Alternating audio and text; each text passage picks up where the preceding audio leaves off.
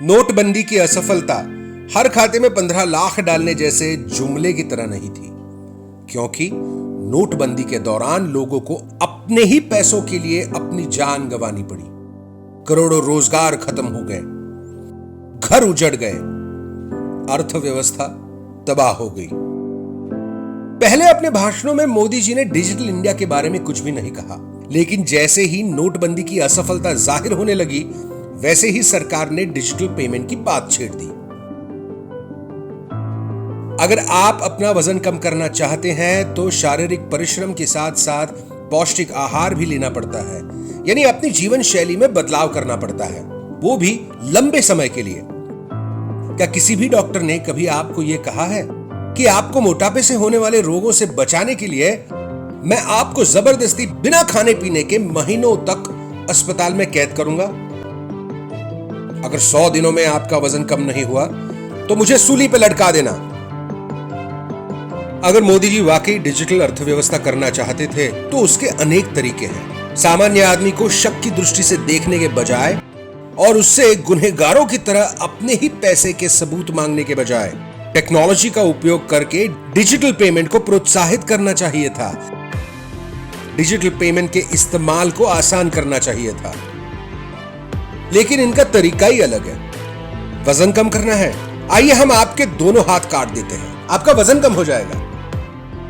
असल में तो एक साधारण थानेदार भी जानता है कि उसके मोहल्ले में कौन कहां काला धंधा कर रहा है। वित्त एवं गृह मंत्रालय के पास हर साल लाखों करोड़ों रुपयों का बजट होता है।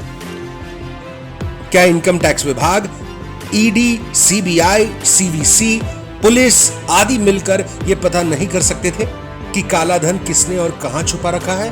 बैंकों से देश का पैसा लूटकर कुछ अमीर लोग कहां गायब हैं? रियल एस्टेट और बैंकिंग क्षेत्र में रिफॉर्म्स, बड़े इनकम टैक्स चोरों को सख्त सजा, टेक्नोलॉजी का उपयोग जैसी चीजों से काले धन की समस्या मिट भी जाती और हम डिजिटल अर्थव्यवस्था की ओर बढ़ते। गरीब और आम भारतीयों को अपना रोजगार और जान गंवाने की क्या जरूरत थी? असली चोरों को छोड़कर सजा देश के 130 करोड़ आम नागरिकों को क्यों?